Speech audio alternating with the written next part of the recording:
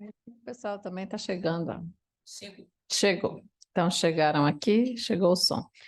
Então, esse tema, né, foi até um tema sugerido pela professora Berenice, porque durante esse ano a gente teve várias notícias, várias publicações a respeito dos adoçantes, e todas elas de uma conotação negativa, né? Eu deixei 2023 porque de repente, daqui a 5 anos, a gente reveja alguns desses conceitos, né? Essa é a minha tela de conflito de interesses, nenhum relevante para essa apresentação, e eu vou começar do início, que é falando do desenvolvimento de um aditivo alimentar, porque os edulcorantes, né, eles fazem parte desse grupo de produtos, né, de aditivos alimentares. A gente chama edulcorante, né? E quando o edulcorante está associado com o veículo para facilitar a sua utilização, aí sim a gente chama de adoçante. Bem, os aditivos, eles são desenvolvidos a partir de uma análise toxicológica intensa, né, que dura cerca de 4 a 5 anos, envolvendo cerca de 650 animais de laboratórios, com um custo elevado, cerca de $1 milhão. E nessa avaliação, os animais eles são submetidos à avaliação de toxicidade subcrônica, na qual eles são os animais são expostos a dietas com diferentes concentrações do produto, né? E no período nunca inferior a 1/10 da vida do animal. Então, vai variar, né, de acordo com cada espécie. E após esse período, eles são submetidos à análise de exames de sangue, de urina, exames histopatológicos. Na toxicidade, avaliação para uma toxicidade crônica, então, também tem a mesma exposição, né? Só que durante um período mais longo. E isso também vai variar de acordo com a espécie do animal e, além dos exames realizados para a toxicidade subcrônica, também avaliada uma potencial oncogenicidade dos produtos, né? Além disso, são avaliadas influências relacionadas à teratogênese, reprodução, mutagenicidade. Então, depois de todo esse, esses experimentos, né, se estabelece o NOEL, que é o No Observed Effect Level, que é a menor quantidade daquela substância que não causou nenhum dano ao animal, né?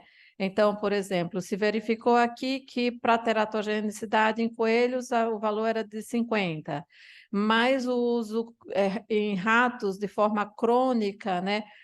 O limiar de nenhum efeito observado foi 15. Então, eles pegam esse valor, né, que é o NOEL, para definir o que se chama de IDA, que é a ingestão diária aceitável. E a IDA, ela é o NOEL, né, dividido pelo fator de segurança, que é um número 100. Né? Então, a gente entende, supõe-se que os humanos eles são mais sensíveis, então a gente acaba, a norma, né, acaba utilizando essa fórmula, né? Então, aqui foi 15, então de 15 por 100, isso aqui vai dar 0,15 miligramas por quilo de peso corporal, tá? Então, é qualquer quilo de peso corporal. Então, crianças têm um peso corporal menor, então a gente tem sempre que ficar atento a essa proporcionalidade, né? E aí, para que vai criar os adoçantes, né? Não é só falar para as pessoas, olha, vamos comer menos açúcar, vamos comer menos doce, porque a gente sabe que é bem estabelecido que o açúcar ele traz prejuízos para a saúde, né? Até pouco tempo atrás era só cárie, mas hoje a gente tem um portfólio de desfechos bem mais amplo, né? Então, por que criar os adoçantes e não só recomendar para a população não comer coisas adoçadas, né? Doces? Porque a predileção pelo sabor doce ela é inata dos bichos, seja nós, bichos humanos, seja camundongos. Tá? Então, essa predileção ela é inata, então, desde o nascimento, então, todos os filhotes eles apresentam essa predileção, E a gente também tem as aversões. Então, quando se expõe, né, os pequenos a um sabor amargo, existe a expressão de aversão, né? Ninguém fica procurando mais. Bem, existem vários edulcorantes que são aprovados aqui no Brasil, né? Cada país tem a sua lista de aprovados, né? Então, aqui a gente tem a lista dos que são aprovados aqui pela Anvisa. A Anvisa aqui no Brasil é que faz essa regulamentação, e aqui a gente tem a IDA, né? Dos principais adoçantes, né? A gente tem alguns, por exemplo, o Neotame, a gente mal usa na mesa, né? Porque a gente não tem na mesa, ele acaba sendo utilizado muito mais em blends, que são as misturas de adoçantes, né? As misturas, elas ajudam na palatabilidade dos produtos, e aí a gente está falando de alimentos ultraprocessados, né? E também na redução da IDA, porque se a gente usar um só adoçante, vai ser uma quantidade maior, vai ser mais fácil de atingir a IDA, né? E tem alguns que não têm IDA definida, né? Como os polióis, né? E a gente vai falar bastante de um deles. Por quê? Porque eles são tidos como naturais, né? Já são ingeridos normalmente de alguns alimentos, né? Então, só para a gente ter uma ideia da IDA, né?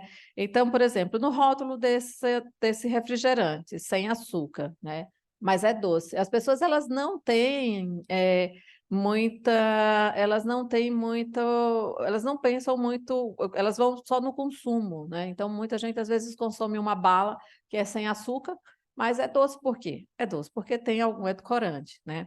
Então, aqui, quando a gente vai ver no rótulo, primeira coisa é que a quantidade dos adoçantes, né, dos edulcorantes, eles vêm por ml, e a lata não tem só 100 ml. Então, a gente tem que fazer o cálculo de quanto daquele edulcorante ia conter naquela lata. Então, para o aspartame, por exemplo, a gente, para atingir a IDA, o indivíduo de 70 quilos precisaria consumir 66 latas. O de 30 já é menos da metade.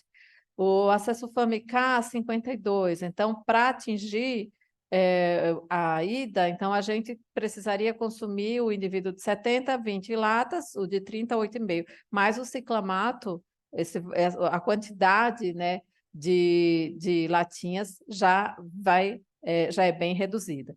E assim, é importante lembrar que os edulcorantes, eles não estão apenas nos refrigerantes, né, diet, né? Eles estão em diversos produtos, desde enxaguantes bucais até suplementos vitamínicos. Eu até tentei achar um gráfico mais atualizado, mas eu não consegui. Mas isso aqui mostra para a gente o que chama muito a atenção, esse crescimento vertiginoso aqui desde o início dos anos 2000, do número de produtos contendo adoçantes artificiais, né? Então, é um crescimento quase que vertical, e a gente tem, lógico, se aumenta o número de produtos disponíveis, a gente aumenta o percentual da população que está consumindo e, logicamente, está exposta aos adoçantes, aos edulcorantes, né? Mas quando a gente está falando disso, né, mas a gente não pode esquecer que, por trás de toda essa discussão acadêmica, né, e metabólica, a gente tem um impacto, né, tem os edulcorantes, eles têm um potencial, né, um mercado, representa um mercado de bilhões de dólares, né? E é algo que está em franco crescimento, né? E aí vai tanto nas bebidas, nos alimentos, em medicamentos, no adoçante de mesa, né? E a perspectiva é sempre de crescimento e com grandes companhias, né? Que dominam esse setor. Então, a gente sempre tem que lembrar que na regulação existe uma quebra de braço, não, a quebra não é só um braço, né? Existe realmente uma quebra de braço. Bem, aí a gente vai começar entrando nas notícias dos adoçantes com 2 artigos da Nature, um da Nature Medicine e um da Nature. Então, o primeiro que é esse daqui, que é o efeito do eritritol e o aumento o risco de eventos cardiovasculares. Isso foi super divulgado na mídia internacional, até menos aqui na mídia nacional, mas foi algo que tomou conta de várias manchetes pelo mundo afora, né? Tanto na Europa quanto nos Estados Unidos. Essa publicação, ela tem 4 estudos incluídos. Então, o que eles fizeram? Primeiro, eles fizeram uma análise aleatória da metabolômica de pacientes que estavam estáveis e foram ser submetidos a cateterismo. Tá?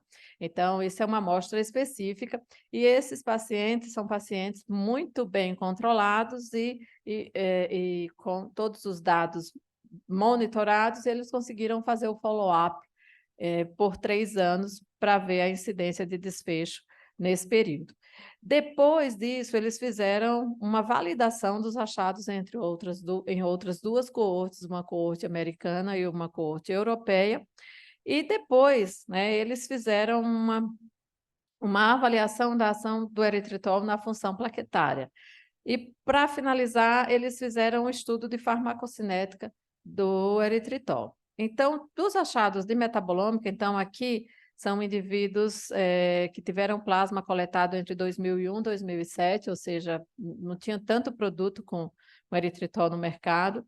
E o que eles observaram é que alguns polióis, mas principalmente o eritritol, que já tinha até sido reportado em outro estudo, né, eles tinham níveis maiores naqueles indivíduos que apresentaram evento cardiovascular naquela primeira coorte, né, que é a coorte de pacientes que foram fazer cateterismo e estavam estáveis, né? Então, aqueles que tiveram mais eventos, eles tinham uma quantidade maior, bem significativa, né, com P bem significativo de eritritol.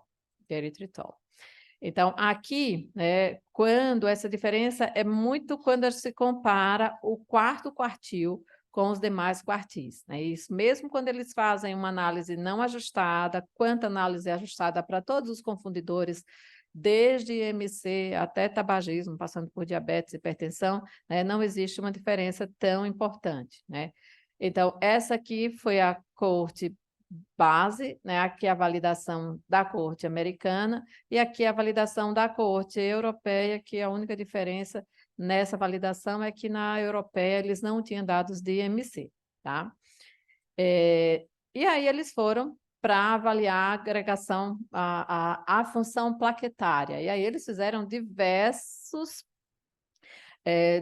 experimentos, né? E aí eu trouxe alguns apenas para poder simplificar e ficar mais palatável para a gente.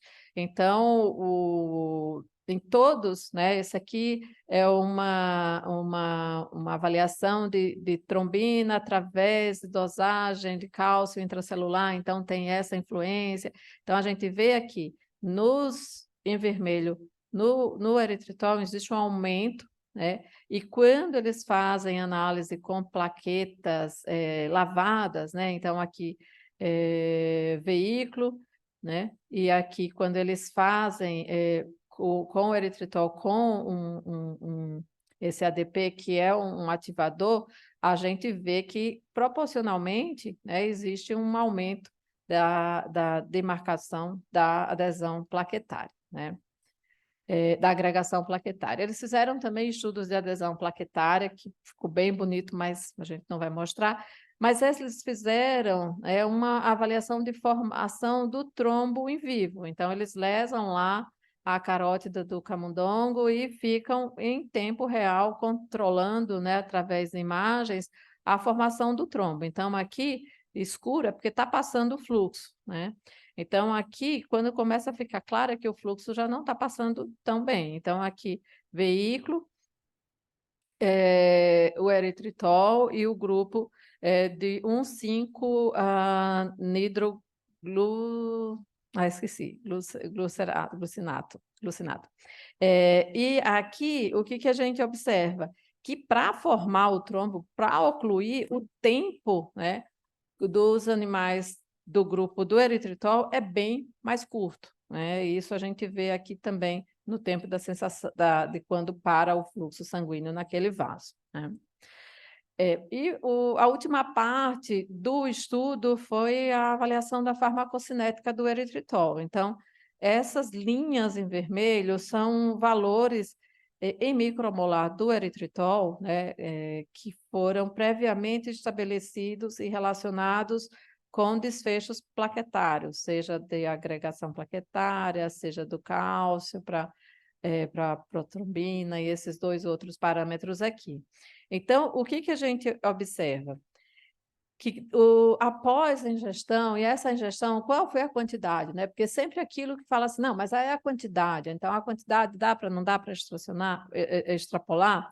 Então, a quantidade, né, que esses indivíduos, foram 8 indivíduos saudáveis que receberam eritritol, foi equivalente a que se tem numa lata de refrigerante que usa o eritritol como adoçante, né? E aí, a elevação é muito impactante, porque a gente sai aqui de 4,5 e tem indivíduos, né, que chega aqui a quase 10.000 micromolar. Então, é uma elevação de mais de 1.000. Então, é muito impactante essa quantidade, né, essa variação na concentração de eritritol, que atinge o pico em 30 minutos, mas mais que isso, né? Mesmo após 2 dias, a gente ainda tem valores acima daqueles pontos de corte que estão associados a uma maior função, uma maior atividade plaquetária, né? Então, isso é algo que chamou muito a atenção e os autores finalizam, né, sugerindo que mais estudos, que ninguém bate o martelo nesse tipo de estudo, mais estudos são necessários para realmente avaliar essa interferência. Mas aqui a gente tem em modelos de células, modelos animais e modelos em humanos também, né? Em março, né, foi realmente um mês bem complicado para os adoçantes, porque também teve essa outra publicação, né? E essa publicação foi submetida em setembro de 2021 e foi publicada só em março desse ano. Então, assim, quem tem artigo aí para publicar, é só não desistir, tá? Força, foco, fé e paciência, que tem uma hora que sai. E esse artigo, ele avaliou, esse estudo, ele avaliou a sucralose e mostra o impacto negativo da sucralose na modulação das células T, né? Então, primeira coisa é que a sucralose é muito mal absorvida, né? Então quase não é absorvida, mas é. E a quantidade absorvida vai ser proporcional à dose. Nesse estudo, no texto, eles falam high doses, mas a dose alta não é uma dose superior à IDA, né? Então, aqui a gente tem, eles usaram tanto a IDA europeia, que é de 15 miligramas por quilo, e a IDA a americana, que é de 5 miligramas por quilo, né? Então, de 15 miligramas é esse 0,17 e de 15 miligramas é esse 0,72, né? Então, quanto maior a dose, maior vai ser a quantidade absorvida. É pouco, mas passa sucralose para a circulação. Eles fizeram diversos estudos, né, para avaliar a ingestão, peso, composição, gasto energético, metabolismo de carboidrato e não observaram nenhuma diferença. Como esperado, né, o sabor doce ele estimula as pessoas e os animais a comerem mais. E foi observado um aumento, né, da ingestão da solução, porque a solução é doce. Então, foi essa a única diferença, né, nos estudos gerais. Mas, quando eles foram avaliar a diferenciação e a proliferação dos linfócitos T, né? Isso aqui é uma marcação, né? O interferon gama ele é produzido pelas células T e esse FITC é como se fosse um marcador, né, dessas células. Então, quando se observa, né, essa é uma análise para observar a diferenciação, a gente observa que a diferenciação aqui no controle, aqui eles fizeram um comparativo com a Cesufame-K e com a sacarina. Então, esses dois ficam muito parecidos com o controle, ali em torno de 35, mas quando a gente olha a sucralose, né, esse percentual cai praticamente pela metade, né? E a gente vê isso graficamente, tanto a sacarina como a Cesufame e o controle, eles têm um gráfico parecido, mas a sucralose é diferente, né? E para proliferação, a gente também vê tanto marcação para CD8 quanto para CD4, é nitidamente menor, E quando a gente olha graficamente, em diferentes concentrações, à medida que se aumenta a concentração, a gente tem uma diminuição desses marcadores de proliferação. Mas não é só no número, né? A gente tem também, eles mostram também alterações de função, né? Então, tem uma menor atividade citotóxica desses linfócitos, né? E essa menor atividade citotóxica, menor atividade do linfócito T, eles avaliaram em alguns modelos, né? Então, modelo de tumor, né, de câncer. Então, inicialmente eles estimularam linfócitos, né, que tinham sido submetidos a tratamento com sucralose, né? Eles fizeram um estímulo com ovo-lactoalbumina para ativar o complexo maior de histocompatibilidade, né? E, com isso, né, desencadear respostas que diminuem ou controlam o crescimento tumoral. Então, aqui, tanto nessa linhagem, né, que é uma linhagem de linfoma, essa outra linhagem aqui se não me engano, é de câncer de mama. Então, a gente observa um maior crescimento tumoral, né, nos modelos que receberam sucralose, né? Esse aqui esse é um marcador de, de maior agressividade tumoral, né? Não foi observado diferença, né? Então, a gente sabe que a oncologia é diferente, cada tumor tem o seu comportamento e nem todos vão responder da mesma forma, né? Bem, tem o lado ruim porque a gente precisa das células T, a gente precisa de mecanismos de defesa para infecções, né? E também para o controle de crescimento celular e etc. Mas algumas doenças, né, bem conhecidas, elas são associadas a uma maior atividade da nossa imunidade. Então, eles fizeram um modelo para avaliar colite, mas eu trouxe esse modelo que está mais relacionado com a nossa área, que foi o efeito da sucralose em camundongos NOD, né? Então, esses camundongos, eles nascem com uma tendência para desenvolver diabetes tipo 1. E a glicemia daqueles animais, principalmente dos animais que receberam as doses maiores da sucralose, ela demora mais para se elevar, né? E o tempo de sobrevida sem o diabetes tipo 1 é maior nos dois grupos que receberam sucralose, tá? E se observou um efeito positivo também lá no estudo do modelo de colite. Então, os autores, eles até sugerem que, de repente, pode ter alguma utilidade, né, nesse sentido, o fechamento do artigo da sucralose e imunidade. Mas eu resolvi voltar um pouquinho, há quase 10 anos atrás, né, que foi outro artigo da Nature. Então, o pessoal dos adoçantes, eu acho que eles não devem gostar muito da Nature, porque é sempre muita confusão para eles. E esse artigo de 2014, ele relacionou uma intolerância à glicose com alterações da microbiota induzida pelos edulcorantes, né? E o que eles fizeram? Então, os artigos da Nature são artigos mecanísticos muito amplos, muito complexos, mas de uma forma resumida, né? Eles viram que quando se fazia uma curva glicêmica em animais que eram tratados com água, sucrose, glucose, sacarina, sucralose, aspartame, você tinha um pico diferenciado daqueles animais isso aqui modelo animal, que recebiam os adoçantes. E que quando você dava vancomicina ou cipro, né, essas curvas elas se comportavam de forma semelhante aos outros grupos. Então, a partir desse experimento, então eles leva uma intolerância à glicose e aparentemente isso está relacionado com proliferação bacteriana, deve ser no intestino.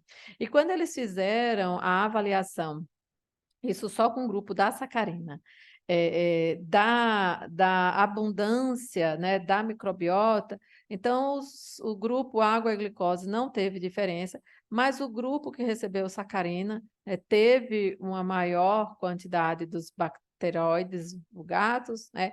Mas uma diminuição da Akkermansia mucinífera, que é uma bactéria hoje bem relacionada ao melhor perfil metabólico, né? Então, esses aqui foram os modelos animais.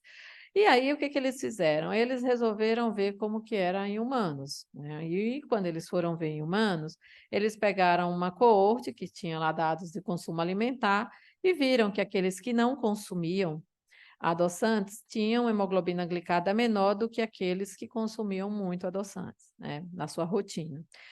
Mas isso aqui é um estudo populacional, né? E sempre no estudo populacional, lógico, se esses indivíduos aqui, a maioria desses, é provável, né, que a maioria desses indivíduos não precisem consumir adoçantes, não tenham diabetes, e por isso a hemoglobina glicada já vai ser, de forma mais esperada, mais baixa, né? Bem, ok, então, o que que a gente vai fazer? Eles resolveram, então, testar qual que era o efeito da sacarina em humanos. Então, eles recrutaram 7 indivíduos, né? E desses 7 indivíduos, 3 receberam a sacarina por 7 dias e mantiveram uma área sobre a curva da resposta glicêmica normal, né? Mantida. Mas 4 deles apresentaram, a partir do 4º dia, uma resposta, uma hiperresposta, né? Então, houve uma maior elevação da glicemia nesses indivíduos. Então, aqui a gente pode chamar esse grupo de sensíveis e esse grupo de não sensíveis à sacarina. Então, aqui, nos primeiros 4 dias, a elevação da curva mantém um padrão mais baixo, mas depois do 4º dia, o que a gente observa é que nos sensíveis essa curva glicêmica ela fica bem elevada, isso em humanos, né? Nos não sensíveis, que chama de não respondedores, a curva glicêmica ela não se modifica, né? Quando eles foram olhar a microbiota desses indivíduos, né? Então, se a gente olhar D1 aqui, as cores, né? A gente já vê que no basal, os indivíduos sensíveis, eles têm, têm cores mais diferentes, né? Então, eles têm, eles têm uma quantidade menor de bacteroidales, né? O que é o azulzinho. Então, no basal, já tem um perfil diferente e que se modifica, né? Depois do consumo, no dia 7, depois do consumo da sacarina, né? Então, esse é um estudo que, lógico, não é, todo mundo sabe que isso não é um ensaio clínico randomizado, né, duplo cego, controlado, suficiente para a gente fazer qualquer orientação populacional, mas os estudos, né, em modelos, é importante a gente lembrar que os estudos que são desenvolvidos para a aprovação, né, de um aditivo, ele também tem suas peculiaridades, acaba não sendo muito diferente disso daqui, né? Então, também não é um ensaio clínico randomizado que é feito para poder aprovar o aditivo. E os modelos utilizados também são modelos animais. Então, eu acho que é muito prudente os 2 aspectos, né? Não descartar, porque a maioria é modelos animais, às vezes até in vitro, né? Mas se a gente utiliza os modelos animais para dar segurança do uso, a gente precisa também ficar atento com esses estudos também em modelos animais quando aparecem dados negativos, né? Então, nenhum desses artigos foi publicado no New England, mas depois de tanto bafafá, nesse ano, em agosto, né, o New England fez um editorial, né, resumindo esses 3 artigos, né, mostrando essas peculiaridades do eritritol, da sacarina e da sucralose, porque são estudos muito densos, muito complexos, e que mostram essa relação negativa. Bem, saímos de março, aí vem maio, e aí em maio a Organização Mundial da Saúde, né, isso aqui é o press release da Organização Mundial da Saúde, né? Ela alerta não utilizar adoçantes para controle de peso, né? Então, no novo guideline. Em 2019, a Organização Mundial da Saúde já tinha tentado fazer um estudo, né, amplo, com todas as publicações, né, e a conclusão que chegou não foi diferente dessa. Então, o que a gente tem hoje é o que a gente tem, eu acho que desde uma aula de 2013 ou 2008, ou 2015 que eu fiz, e aí eles produziram esse documento, né? E nesse documento, é um documento longo de 200 páginas, mas ainda bem que já tem já vem com o resumo nesses quadros, né? Mas no documento a gente tem acesso a todos os gráficos de todas esses desfechos que são resumidos nos quadros, né? E o que eles mostram, né? De uma forma bem sucinta, os ensaios clínicos randomizados, eles mostram algum benefício, sim. Os estudos de coorte, caso-controle, eles continuam mostrando uma associação negativa. Então, por exemplo, nos randomizados, com relação à adiposidade, existe uma diminuição do peso, existe uma diminuição do IMC. E aí é muito importante, por quê? Porque a gente não está falando de tratamento medicamentoso, onde a gente tem uma expectativa de perda de peso de 5%, de 10%, né? Então, é diferente. Então, quando a gente pensa no uso do adoçante, como estratégia de redução de ingestão de calorias, né, e diminui a ingestão de calorias e diminui a ingestão de açúcar mesmo, então isso parece sim ter alguma relevância, pelo menos em curto prazo, porque os estudos não são de médio prazo. Não são observadas desfechos, diferenças em outros desfechos antropométricos para diabetes tipo 2, mortalidade por todas as causas, doenças cardiovasculares e câncer, né? Esses estudos são estudos curtos e a gente vai discutir um pouquinho no final. Os estudos populacionais, eles mostram essa associação com aumento de adiposidade, né, com risco de obesidade, maior IMC, risco de diabetes tipo 2, tanto no uso das bebidas quanto no uso do adoçante de mesa, mas causa mortalidade por todas as causas, doenças cardiovasculares, câncer de bexiga, né? Baixo, né? Aliás, muito baixo a evidência, principalmente com sacarina, e até mesmo relacionada a pré-termo, né? Então, essa publicação, ela não trouxe, né? Os estudos dessa publicação não trouxeram nenhuma novidade além do que a gente já tinha em 2019. Então, está tudo, né? O nível de evidência, a quantidade de evidência, está tudo estável nos últimos anos, né? Acho que diria até nas últimas décadas, na última década. Então, mas mesmo assim eles fizeram essa organização e fizeram essa recomendação, que foi uma recomendação para gestores, não foi uma recomendação pro paciente. Mas aí vai lá na mídia, isso daqui, qualquer pessoa que lê, ela vai entender que é para ela também, né? Bem, aí, né, saiu de maio, não teremos paz, né? Então a gente vai teve um sumário, né, foi publicado o sumário dos achados da avaliação do adoçante pela Agência Internacional de Pesquisa de Câncer, né? Então, que foi feita junto com o JECFA, que é uma junta lá, os dois são da Organização Mundial da Saúde, essa é a parte que faz o estudo de câncer e essa é a parte que cuida de aditivos alimentares, né? Bem, só para contextualizar a classificação da IARC com relação a risco de carcinogenicidade é essa daqui. Então, o grupo 1, o que entra? Entra aquilo que está bem estabelecido, né? Tem evidência suficiente para dizer que aquilo causa câncer em humano. Então, a gente tem aqui o tabaco, né? Radiação ionizante, bebida alcoólica, é um, tá? Bebida alcoólica é um. O 2A são aqueles produtos que têm uma probabilidade de serem carcinogênicos para humanos. Então, DDT, consumo de carne vermelha. E o 2B é que a evidência é bastante limitada, é uma evidência menos que suficiente, até mesmo em modelos experimentais.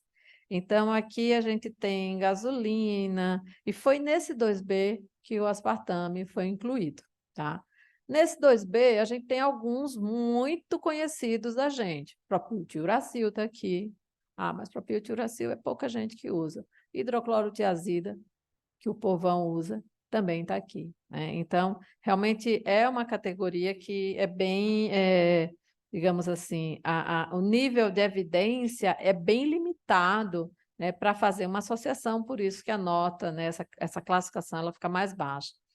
Isso vem principalmente porque se observou uma associação do aumento do risco de carcinoma hepatocelular, né? E de todas aquelas análises populacionais, eles fazem as ponderações, né? Que existe a possibilidade de causalidade reversa do próprio acaso, viés, fatores confundidores, e aí a gente tem um monte nos estudos populacionais, como fatores socioeconômicos, estilo de vida, consumo de outros componentes dietéticos, né? Então, isso a gente não consegue descartar. Além disso, a gente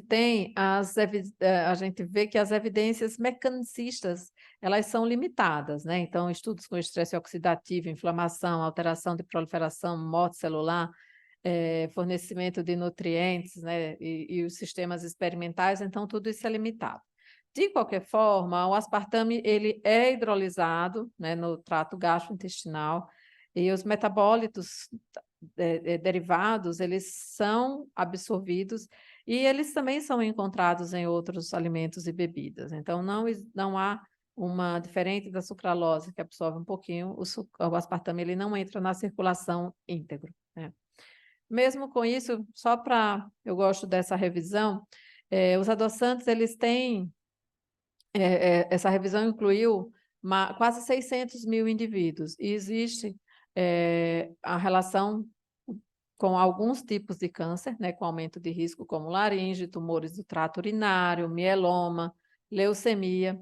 Mas, por outro lado, também tem alguns cânceres que mostram uma diminuição de risco, né, como de mama e de ovário.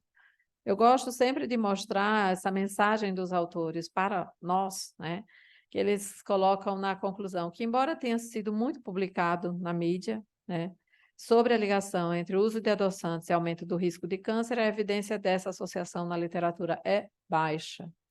E, embora alguns dados desta revisão sugiram que o uso prolongado e em altas doses possam aumentar o risco de certos tipos de câncer, a carcinogenicidade desses produtos permanece sem comprovação, tá?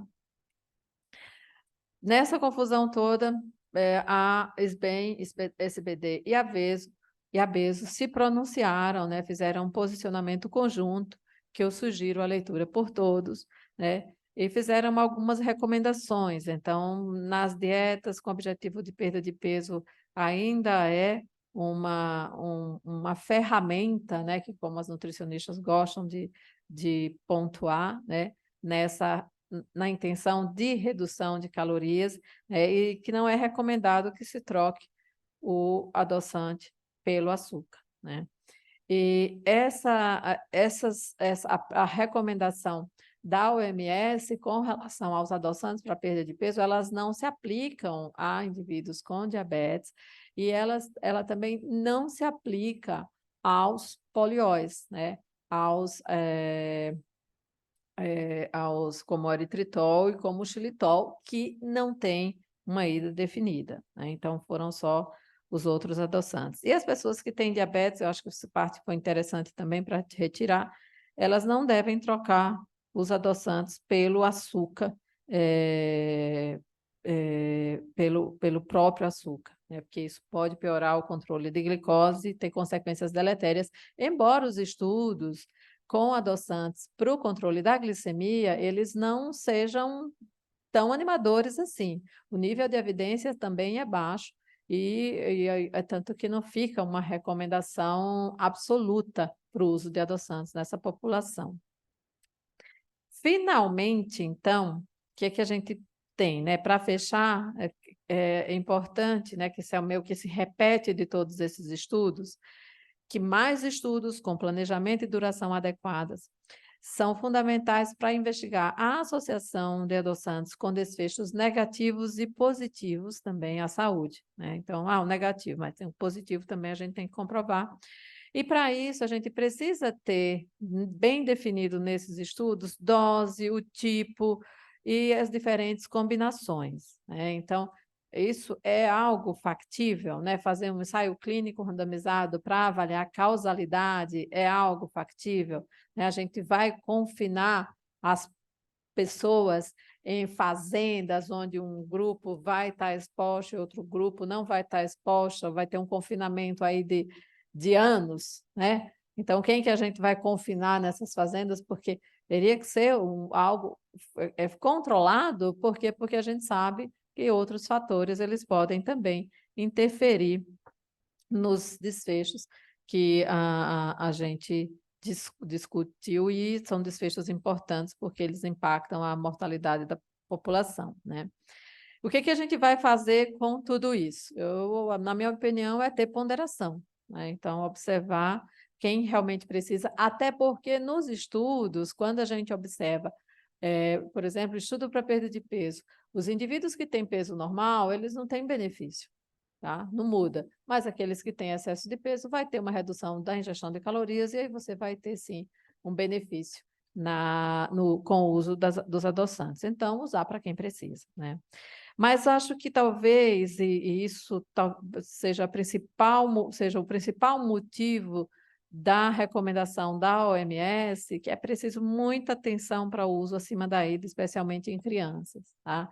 Então, com a rotulagem frontal, né, para não ganhar carimbinho de excesso de alto em açúcar adicionado, então existe uma tendência, isso é bem visto já no Chile, no México, né, que você diminui a quantidade de açúcar, mas mantém a doçura do produto através da associação dos edulcorantes, né?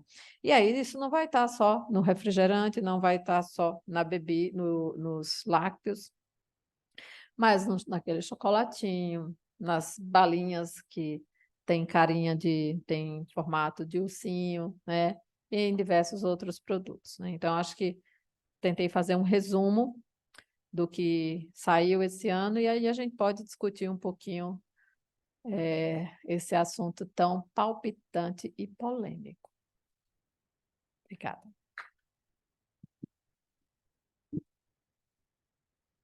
Obrigada, Edna, pela excelente palestra. Eric, por favor, pode parar de gravar. Como? Um minutinho. Ok. Edna, achei sensacional. Só gostaria de fazer um comentário aqui que a Milena passou, que